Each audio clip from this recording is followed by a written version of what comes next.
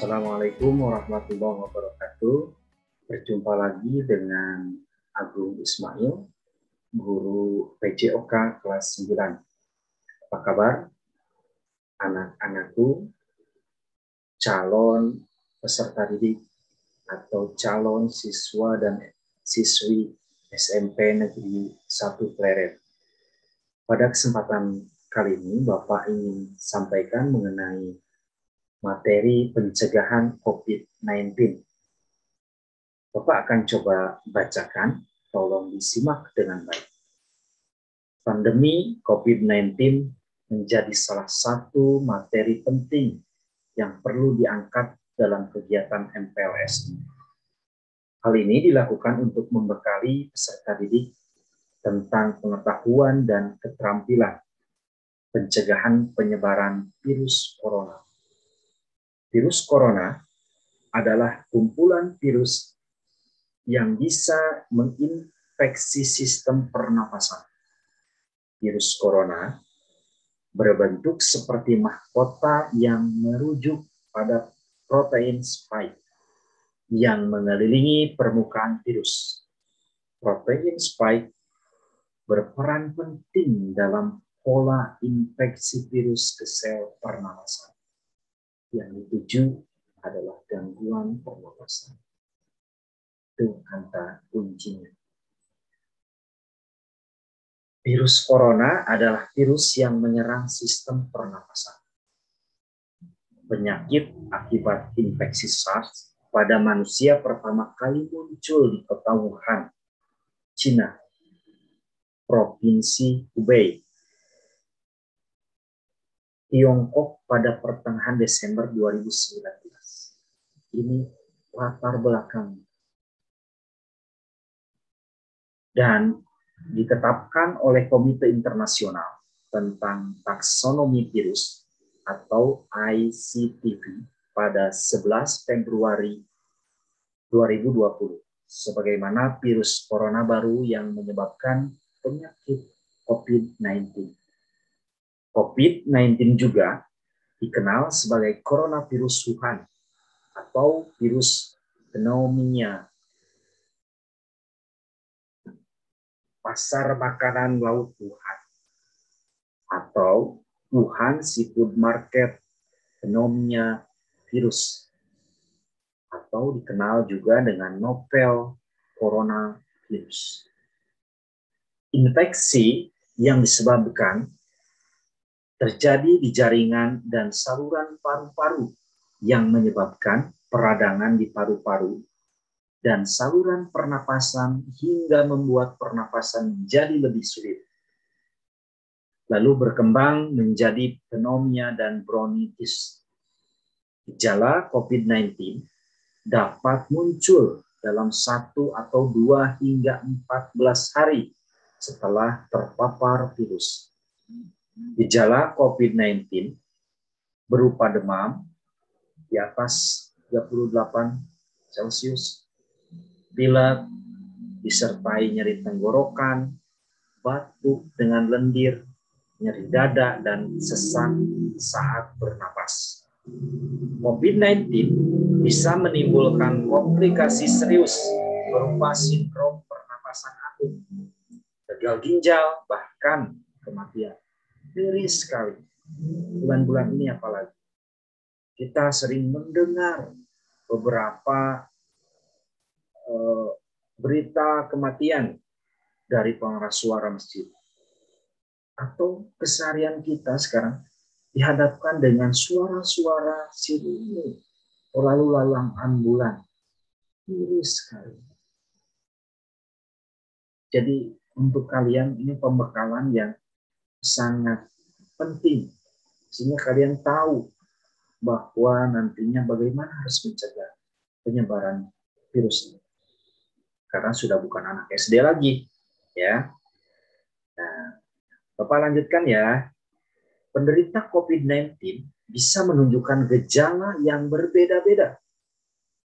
Beberapa orang hanya mengalami pilek ringan, sementara yang lainnya harus dirawat di rumah sakit.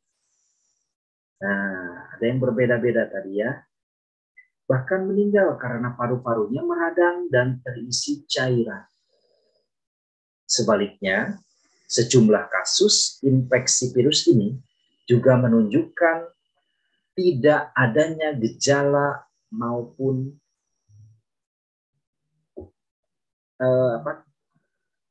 terlihat batuk, itu tidak ada. Bahkan yang dideteksi positif tidak ada batuk, tidak ada pilek, tapi nyata dia positif. Hal ini karena sistem kekebalan yang memainkan peran penting dalam merespon infeksi COVID-19 tersebut. Ini kenapa bisa berbeda-beda tadi ya. COVID-19 dapat ditransmisikan dari manusia ke manusia. Virus ini menjembar melalui percikan air liur penderita, baik itu pada saat bersin ataupun batuk, menyentuh tangan atau wajah penderita, menyentuh mata, menyentuh hidung atau mulut saat memegang barang yang terkena percikan air liur penderita. Penelitian pendahuluan menunjukkan bahwa virus dapat tetap hidup pada plastik dan baja kurang lebih sampai 3 hari. Tetapi tidak bertahan hidup di atas karton selama lebih dari 1 hari dan atau pada tembaga selama lebih dari 4 jam. Ini berdasarkan penelitian. Jadi si virus tadi na tembaga 4 jam oke sudah mati dengan sendiri. Obat untuk COVID-19 belum ada, sehingga perawatan difokuskan pada pengurangan gejala. Misal, memberikan obat pereda demam dan nyeri, perlakuan mandi dengan air hangat, istirahat yang cukup, dan tidak keluar rumah, dan banyak minum air putih. Pesanku kayu putih, ya, biasa. Pada umumnya, penderita COVID-19 akan pulih dengan sendirinya. Perlakuan yang diberikan kepada penderita adalah isolasi. Serial fototoraks sesuai indikasi, terapi simptomatik, terapi cairan, ventilator mekanik bila gagal napas, dan bila disertai infeksi bakteri, dapat diberikan antibiotik. Antibiotik ini tidak bekerja untuk melawan COVID-19 karena antibiotik bekerja pada bakteri. Nah, ini upaya-upaya yang dapat dilakukan untuk mencegah terjadinya infeksi maupun penularan COVID-19. Yang pertama, menjaga imunitas, menjaga lingkungan, menggunakan masker saat berada di ruangan terbuka, mengolah makanan dengan tepat, dan segera pergi ke dokter apabila mengalami gejala seperti sakit tenggorokan, flu, batuk, demam, dan sesak napas. Yang kedua, sering mencuci tangan dengan sabun dan air mengalir ya selama 20 detik hingga bersih. Ada beberapa tugas dari kelas 9 yang Bapak berikan instruksikan tugas, banyak sekali rekaman file video yang disetorkan mengenai cara-cara membersihkan tangan, atau 5 langkah membersihkan tangan. Ada yang ditambahkan sampai 6 langkah ya. Nanti kalian bisa live lihat ya di drive Bapak. Nanti Bapak akan share juga. Yang ketiga, menghindari menyentuh wajah, hidung, atau mulut saat tangan dalam keadaan kotor atau belum dicuci. Ya, jadi hindari. Kagaro. Ya, Pak, hindari kalau dalam kondisi belum bersih. Ya, naon-naon heula, tisu sudah dihalangan heula. Yang keempat, menghindari kontak langsung atau berdekatan dengan penderita. Ini tidak boleh. Kalau bisa kita harus menjaga jarak. Ya. Yang kelima, mengenai menjaga jarak saat berbicara dengan orang lain. Sekurang-kurangnya 1 meter, terutama dengan orang yang sedang menderita batuk, pilek atau bersin dan demam. Terkadang ini sangat sering kita lupakan. Cuek itu batuk digigirin saya. Minimal kita yang memberikan jarak dan tidak akan bermaksud menyinggung dalam kondisi pandemi seperti ini. Ya. Yang keenam, menutup hidung dan mulut ketika bersin atau batuk dengan tisu. Kemudian membuang tisu dan mencuci tangan hingga bersih. Ya. Yang ketujuh, membersihkan dan mensterilkan permukaan benda yang sering digunakan. Yang kedelapan, tidak keluar rumah dalam keadaan atau kondisi sakit. Yang kesembilan, menghindari menyentuh hewan atau unggas liar yang terbukti tertular virus corona. 10, menghindari makan daging yang tidak dimasak hingga matang. Kemudian kalau kita kaitkan dengan kajian keislaman, itu pun tidak boleh ya, makan kondisi daging yang masih mentah kan haram hukumnya.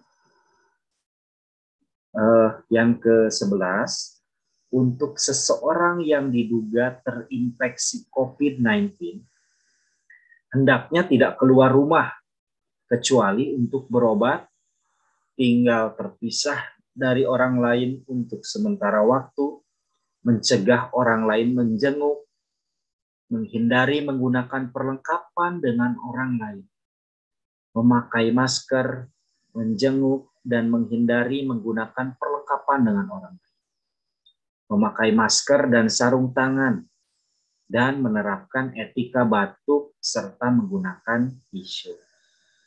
Terakhir, ini upaya dan langkah-langkah yang terakhir nomor 12, pasien yang telah sembuh mengisolasi diri selama sepekan dan atau melakukan pemantauan kondisi kesehatan secara mandiri. Begitu untuk upaya yang dapat kalian lakukan demi mencegah terjadinya infeksi maupun penularan COVID-19. Ya, 11 atau ada 12 langkah yang Bapak siapkan dan menjadi materi yang harus kalian bukan hanya ingat tetapi diaplikasikan di lapangan. Nah, Bapak angkat ini ada sekitar 47 kalau tidak salah mengenai istilah-istilah dan penjelasannya karena ini penting. Ya. Contoh wabah atau outbreak, penjelasannya seperti ini, yaitu tingkat kejadian penyakit yang lebih tinggi dari normal. Itu wabah. Sedangkan pandemi adalah penyakit yang lazim di seluruh negara, benua atau seluruh dunia. Ya, itu pandemi.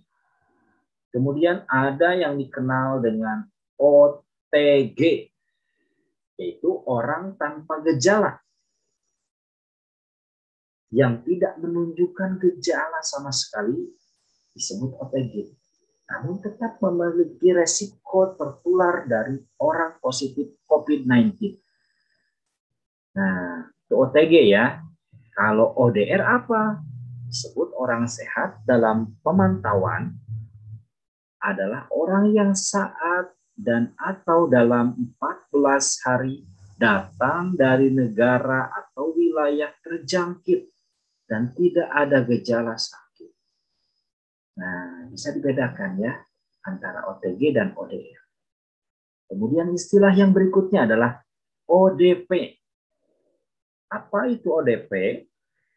Yaitu orang yang memiliki gejala panas atau gangguan saluran pernapasan ringan dan pernah mengunjungi atau tinggal di daerah yang diketahui merupakan daerah penularan virus corona. Nah, begitu ya. Kemudian ini yang terakhir istilahnya adalah PDP. Naon PDP teh? Kalian cari saja sendiri ya. Jadi Bapak sudah jelaskan. Tuh, iya istilah-istilah berikutnya. Kita pernah dengar WFH, apa tuh WFH? Nah, itu work from home, atau bekerja di rumah. Kalau untuk siswa dan siswi melakukan BDR, belajar dari rumah. Nah, kebijakan yang diciptakan oleh pemerintah untuk mengurangi penyebaran virus corona dengan cara melakukan aktivitas bekerja dari rumah. Bapak rasa untuk materi mengenai pandemi dalam kondisi khusus ini sudah Bapak paparkan. Walaupun tidak semuanya, harapannya adalah kalian minimal bisa mengerti dan paham, menganalisis, atau bahkan melakukan penerapan dari materi yang telah Bapak sampaikan. Itu saja, mudah-mudahan bermanfaat. Kita tutup dan akhiri dengan membaca hamdalah bersama-sama dan doa akhir majlis. Alhamdulillahirabbil alamin. Subhanakallahumma wa bihamdika asyhadu an la ilaha illa anta astaghfiruka wa atubu ilaik. Billahi taufiq wal hidayah wa ridha wal inayah. Wassalamualaikum warahmatullahi wabarakatuh. Tetap semangat dan salam olahraga. See you.